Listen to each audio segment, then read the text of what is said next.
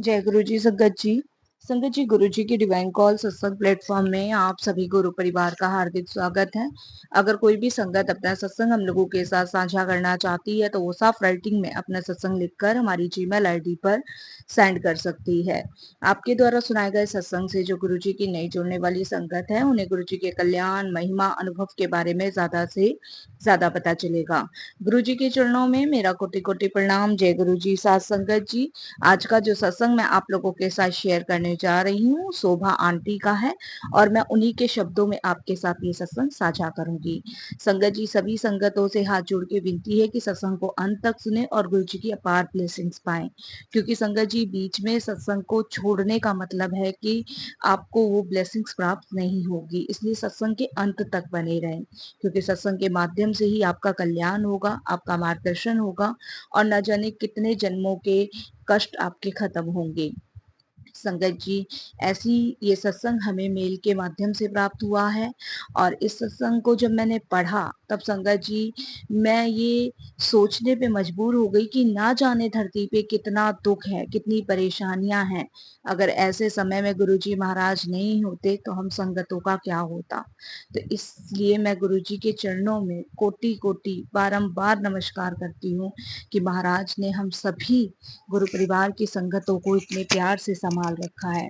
संगत जी, सत्संग को लाइक करें, सब्सक्राइब करें, ज्यादा से ज्यादा संगत में शेयर करें। ये भी एक सेवा है संगत जी, क्योंकि जब आप एक नई संगत को गुरु जी से जोड़ते हैं तब संगत जी उस संगत का तो कल्याण होता ही होता है, साथ में आपका भी कल्याण होता है। इसलिए संगत जी, सत्संग को ज्यादा से ज्यादा शेयर करें, बेल आइकन दबाना बिल्कुल भी ना भूलें, ताकि जो भी लेटेस्ट सत्संग हो उसका नोटिफिकेशन सबसे पहले आपके फोन पे आए। संगत जी, सत्संग शुरू करने से पहले हम गुरु जी का मंत्र जाप करेंगे। ओम नमः शिवाय, शिव जी सदा सहाय। ओम नमः शिवाय, गुरु जी सदा सहाय। संगत जी, मेरा नाम शोभा है और मैं दिल्ली से हूँ। ये मेरा पहला सत्संग है शुक्राने का, और कोई भी भूल चूक हो जाए, कैसी भी भूल चूक हो जाए, मुझे माफ़ कीजिएगा।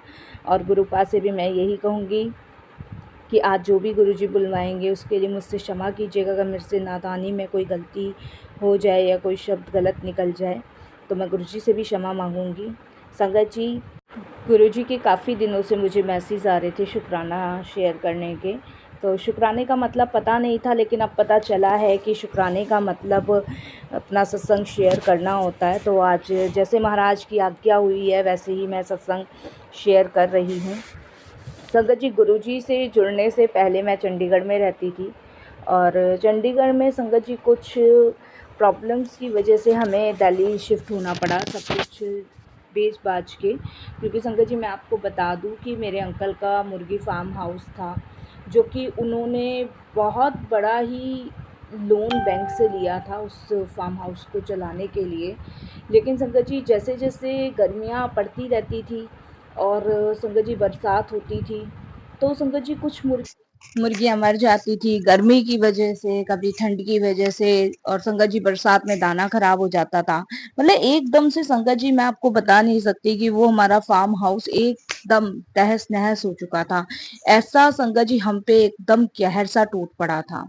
संगत जी मैं बताऊं, मेरे अंकल जो हैं अपने माता पिता की इकलौती संतान थी, तो मम्मी पापा के एक्सपायर होने के बाद सारी प्रॉपर्टी मेरे अंकल के नाम आ गई, लेकिन मेरे अंकल ने उस चीज की बिल्कुल भी कदर नहीं करी। सारा कुछ संगत जी उन्होंने सब कुछ बेच दिया, सब कुछ गवा दिया। कभी संगत जी उन्होंने घर पे लोन ले लिया, कभी 3 दुकानों पे लोन ले लिया, और संगत जी कोई गली मोहल्ला कोई ऐसी जगह नहीं छोड़ी जहां से उन्होंने कर्जा नहीं लिया हो। लेकिन संगत जी हर जगह से सफलता हासिल उन्हें लग ही नहीं रही थी, और संगत जी इतना समझाने के बाद भी उन्हें समझ नहीं आती थी। फिर भी वो अपनी हरकतों से नहीं मानते थे, क्योंकि संगत जी नशे की भी बहुत लत थी। जिंदगी भर तो उन्होंने कोई काम किया नहीं था, हमेशा माँ बाप के ऊपर ही डिपेंड रहे थे। लेकिन संगत जी जब तक मम्मी पापा थे तब तक फिर भी सारी चीजें संभल जाती थी, लेकिन जब वो एक्सपायर हो गए उसके बाद तो संगत जी सब चीजें बिखरती चली गई। और अंकल को समझाना ये मान लीजिए दीवार में सर मारने के बराबर था, क्योंकि कुछ भी नहीं, कुछ समझ आता ही नहीं था। और कर्जदारों के संगत जी इतने इतने फोन आना, घर पे आना। कुछ कर्जदार तो संगत जी ऐसे थे कि वो घर में आके संगत जी गाली गलौज तक कर जाते थे और अंकल ने कोई जेवर मेरा नहीं छोड़ा। या वन तक संगत जी मेरे नाक के कान के सब बेच दिए, कुछ संगत जी अंकल ने मेरे पास नहीं छोड़ा। इतने परेशान संगत जी हम चंडीगढ़ में हो गए थे, मैं और मेरे बच्चे। लेकिन अंकल को समझ नहीं आ रही थी। मैंने अंकल को बहुत बार कहा कि अब भी मान जाओ, अब भी आप कुछ सही सा नया सा कर लो और सब पैसे लोगों के चुका दो, लेकिन कोई फर्क नहीं, कोई भी फर्क नहीं। अंकल नॉनवेज खाते थे, ड्रिंक करते थे, ये गंदी गंदी आदतें उनके अंदर पड़ी हुई थी।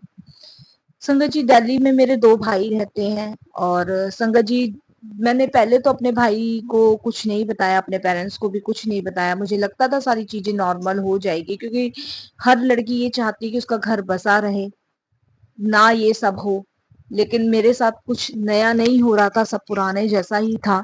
तो संगत जी मैंने अपने अंकल को काफी बार कहा भी कि मैं आपका घर छोड़ के चली जाऊंगी, कोई फर्क नहीं पड़ा। उसके बाद संगत जी हद जब इतनी ज्यादा पार हो गई कि बच्चे घर पे बैठ गए, स्कूल से ऐसी नौबत आ गई कि बच्चे स्कूल जाना बंद हो गए। फीसें 6-6 महीनों की पेंडिंग पड़ी थी, स्कूल वाले नाम काट देते थे, फोन करते थे। ये सब कंडीशन थी संगत जी गुरुजी से जुड़ने से पहले की। उसके बाद संगत जी मैं 2019 में अपने घर आ गई, अपने पीहर आके अपने दोनों बच्चों को ले आई। और संगत जी मैं 2019 से लेके अभी तक अपने पीहर ही हूँ। मैंने अपने अंकल का घर छोड़ दिया। रीजन सिर्फ यही था, अभी मेरा मेरे अंकल का डिवोर्स तो नहीं हुआ है, लेकिन हाँ मैं गुरुजी से अरदास करती हूँ कि अब भी वो सुधर जाए, अब भी वो बदल जाए, अब भी उनमें समझ आ जाए। लेकिन संगत जी जब कुछ लोगों से मुझे पता चलता है कि अंकल की हालत वैसे की वैसे ही है, वो नहीं बदले, नहीं सुधरे, तब संगत जी मैं गुरुजी से कहती हूँ जो अब आपको सही लग रहा है वो कीजिए। कितनी बार मेरे अंकल यहाँ दिल्ली भी आए हैं हमें ले जाने के लिए संगत जी, लेकिन मैं साफ मना कर देती हूँ। क्यों? क्योंकि अब गुरुजी ने मुझे जीने की हिम्मत, जीने की ताकत और मेरे बच्चों को सही रास्ते पे लाने का सबक मुझे सिखा दिया है। संगत जी जब 2019 में मैं दिल्ली सब छोड़ के चंडीगढ़ से यहाँ वापस आ गई, तो उसके बाद संगत जी मैं परेशान तो थी, मैं आपको बताऊं। लेकिन संगत जी परेशान इतनी ज्यादा थी कि कुछ रास्ता समझ नहीं आया था। दो बच्चों का साथ था और वापस से पीहर में रहना संगत जी थोड़ा सा अटपटा लगता है।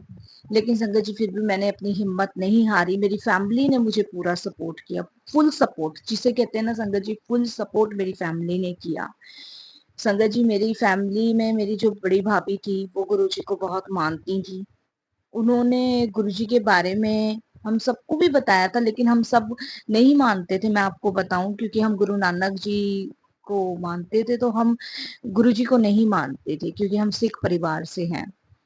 उसके बाद संगत जी कुछ ऐसा जिंदगी में होता चला गया कि कब में हम गुरुजी से कनेक्ट हो गए, कब में हम गुरुजी से जुड़ गए, कुछ नहीं पता चला। संगत जी 2019 में मैं यहाँ आई थी, 2020-21 तक मैं अपनी चीजों से जूझती रही। 2021 के संगत जी छठे महीने में मैं गुरुजी के यहाँ पहली बार दर्शन करने गई, जब मन को बहुत शांति सुकून मिला। क्योंकि संगत जी कलेश तो जब भी बनी हुई थी, अंकल के रोज फोन आने कि मुझे मुसीबत में छोड़ के चले गए, ये वो बहुत सारे रास्ते नजर नहीं आ रहे थे। और सबसे बड़ी बात ये थी कि संगत जी अपने बच्चों के लिए मुझे कुछ ना कुछ जरूर करना था, कुछ ना कुछ संगत जी मुझे जरूर अपने बच्चों के लिए करना था, क्योंकि मैं अपनी हालत और अपने बच्चों की हालत अपने अंकल की तरह नहीं करना चाहती थी। क्योंकि एक संगत जी 14 साल की बेटी थी मेरी और एक संगत जी 12 साल की बेटी, और मैं नहीं चाहती थी कि कोई गलत परछावा, कोई गलत चीज इन लोगों के ऊपर पड़े। इसलिए संगत जी मुझे ये कदम उठाना पड़ा। लेकिन संगत जी जब गिरते को सहारा कौन देता है? गुरुजी देते हैं। उस समय गुरुजी ने ऐसा हाथ हमारा पकड़ा कि संगत जी अब की डेट में मेरी पूरी फैमिली गुरुजी से जुड़ी हुई है। और संगत जी वो सहारा गुरुजी ने कब दिया? जब संगत जी मैं अपने पीहर आई और मैं जब गुरुजी के पहली बार मंदिर दरबार गई, तब वहां पे संगत जी मुझे शांति सुकून के साथ और संगत जी एक हिम्मत जिसे कहते हैं ना पॉजिटिविटी, हिम्मत कि हाँ, क्योंकि मैं टूट चुकी थी, पूरी तरीके से टूट चुकी थी, क्योंकि सारे रास्ते मेरे, भले ही मैं पीहर आ गई थी, लेकिन मेरे लिए सारे रास्ते बंद से मुझे लग रहे थे। उसके बाद संगत जी, गुरु जी के दरबार में मन को शांति देने के लिए, सुकून देने के लिए हर मंडे को जाती थी अपनी भाभी के साथ। अच्छा लगता था, बहुत अच्छा लगता था। साथ ही साथ संगत जी, मैं स्कूल में अपना इंटरव्यू भी दे रही थी कि मेरे कहीं जॉब लग जाए। घर में मैं ट्यूशन भी पढ़ाती थी, ताकि मुझ मेरी फैमिली को भी संगत जी ज्यादा प्रेशर ना झेलना पड़े ना, क्योंकि मेरे जो मम्मी पापा थे वो खुद भी मेरे भाई और भाभी पे ही डिपेंड थे। मेरे पापा को शुगर बहुत ज्यादा था, और संगत जी गुरु जी की कृपा से उनका शुगर बिल्कुल नॉर्मल रहता है, सिर्फ गुरु जी की कृपा से, जब से मेरे पापा ने गुरु जी को मानना शुरू किया है। संगत जी, मुसीबत एक से एक बढ़ती हुई चली आ रही थी, एक से एक बढ़ती ये चली आ रही थी संगत जी। जहां भी इंटरव्यू देती थी स्कूल में, वहां जो भी मैं सैलरी मांगती थी, वो सैलरी वो मुझे नहीं देते थे, या कोई स्कूल मुझे पसंद नहीं आता था।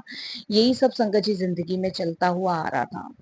फिर संगत जी क्या होता है, एक दिन मैंने एक स्कूल में, दिल्ली के एक स्कूल में संगत जी इंटरव्यू देकर छोड़ दिया था, और वहां से संगत जी मेरा कुछ बात बनी नहीं थी, और उस चीज को मैं भूल भी गई थी। मेरी कोई बात संगत जी बनी नहीं थी, तो मैं भूल गई थी। फिर संगत जी कम से कम 3 महीने बाद मेरे पास एक मेल आता है, और संगत जी मुझे कहा जाता है कि आप एक बार स्कूल में आके मिले। तब संगत जी मैं उस स्कूल में जाती हूँ, और संगत जी जब मेरी वहाँ के प्रिंसिपल से बात होती है, तब संगत जी वो मुझे वापस से इंटरव्यू देने के लिए कहते हैं, क्योंकि संगत जी मेरे पास कोई एक्सपीरियंस नहीं था, पहले मैंने कभी कोई स्कूल पढ़ाया नहीं था, ये फर्स्ट टाइम था। फुल डे जॉब मैं करना नहीं चाहती थी, क्योंकि मैं समय बच्चों को दे नहीं पाती थी, क्योंकि मैं चाहती थी कि ऐसा फील्ड मुझे मिले जिसमें मैं अपने बच्चों को भी समय दे पाऊँ। उसके बाद संगत जी मेरा एक स्कूल में सिलेक्शन हुआ, जितनी सैलरी मैं मांग रही थी वो सैलरी पे उन लोगों ने मुझे रखा। संगत जी वहां सैलरी मुझे 20,000 प्रोवाइड हुई, जिसमें संगत जी मेरे, जब तक मेरे भाइयों ने मेरे बच्चों की फीस, ट्यूशन फीस और स्कूल एडमिशन फीस का खर्चा वगैरह सब उठाया, क्योंकि मेरे पास कुछ नहीं था संगत जी।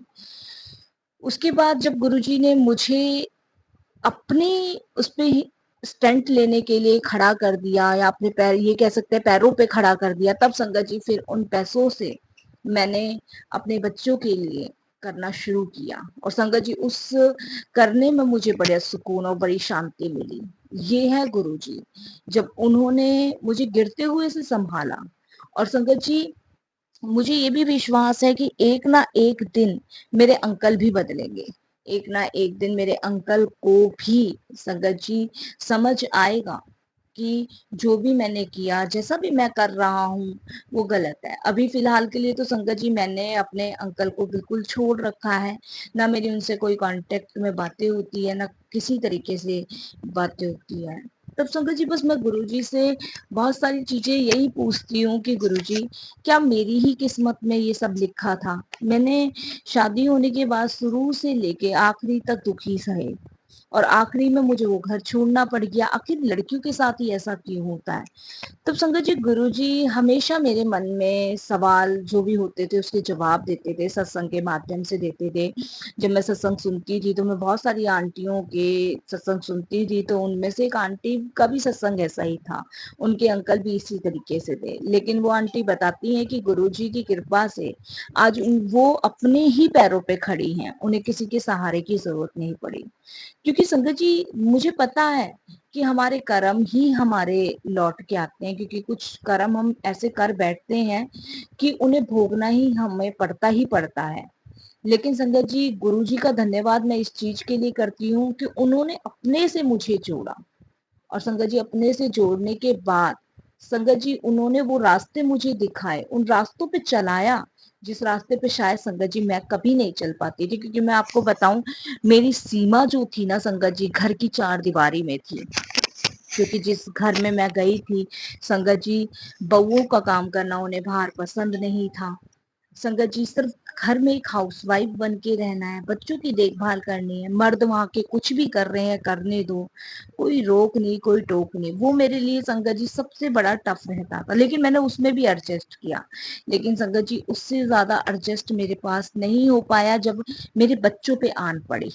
और संगत जी मेरे बच्चे दिल्ली में आकर संगत जी गुरुजी की ये समझ लीजिए इतनी सेवा करते हैं। जब भी कोई सत्संग होता है संगत जी गुरुजी उनको स्पेशल बुलावा भिजवाते हैं संगत के थ्रू।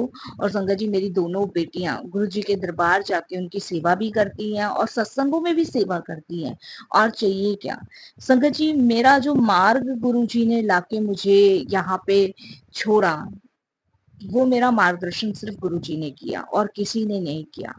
क्योंकि संगत जी मैं आपको बता दूं कि जब मैं चंडीगढ़ में रहती थी तब संगत जी मैं सिर्फ गुरु नानक देव जी को मानती थी। कभी क्योंकि हमें यही संगत जी पता था, शुरू से यही पता था कि गुरु नानक जी ही हमारे वो हैं, इनको ही मानना है, किसी संत बाबाओं के चक्कर में नहीं पड़ना है। लेकिन संगत जी हम भूल जाते हैं जब परमात्मा दोनों बाहें फैला के आपको बुलाने का इंतजार करता है ना, तब हम मूर्ख इंसान ही पीछे भागते हैं। वो तो अपने दोनों हाथ खोले हमें अपने आक्रोश में लेने के लिए तैयार बैठा होता है, लेकिन बस हम ही अपनी नादानी में ये भूल कर बैठते हैं। और संगत जी ये भूल जाते हैं कि ईश्वर एक है, ईश्वर सिर्फ और सिर्फ एक है, हमें भटकने की जरूरत नहीं है। और मैं अपने आप को बड़ी भाग्यशाली समझती हूँ कि गुरुजी ने मुझे अपनी संगत के रूप में चुना। संगत जी एक बार तो ऐसा हुआ था कि मैं बड़े मंदिर जा रही थी और बड़े मंदिर जाते जाते संगत जी मेरी स्कूटी से मेरा एक्सीडेंट हो गया था। और संगत जी जब वो एक्सीडेंट मेरा स्कूटी से हुआ तो मेरा जो दाहिना पैर है उसमें बहुत चोट आई, बहुत चोट आई। और संगत जी इस वजह से जहाँ मेरा एक्सीडेंट हुआ था वहां जो लोग खड़े थे वो मुझे हॉस्पिटल ले गए। जब हॉस्पिटल ले जाके मेरी फैमिली से कांटेक्ट किया गया, वहां से सब आए। और ये एक्सीडेंट संगत जी 2023 में मेरा हुआ था। और उस समय संगत जी मैं बहुत डर गई, बहुत घबरा गई कि अगर शायद मेरे पैर को कुछ हो गया तो मैं कैसे करूंगी, कैसे मैं अपने बच्चों का सहारा बन पाऊंगी। बहुत सारे सवाल थे, बहुत चिंता में थी, बहुत टेंशन में थी। तब संगत जी मेरे हाथ में गुरुजी का ब्रेसलेट रहता था और बस मैं गुरुजी से यही अरदास करती थी कि गुरुजी कुछ ना हो, कुछ भी ना हो, सब ठीक हो। संगत जी जब मेरे पैर का एक्सरा हुआ तो उसमें डॉक्टर ने बताया कि एक हड्डी इसमें क्रैक हो गई है, तो उसकी जगह आपको एक सरिये का स्टेंट डलवाना पड़ेगा।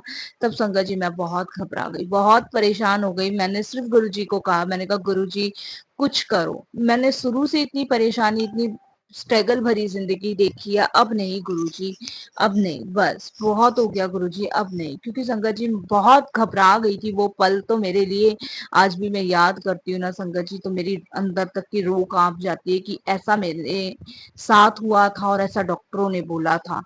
उसके बाद संगत जी मैंने गुरुजी से बहुत अरदास करी। मैंने कहा गुरुजी प्लीज आप कुछ करो, बस जो कर सकते हो आप ही कर सकते हो, मुझे अब आपका ही सहारा है, आपका ही भरोसा है।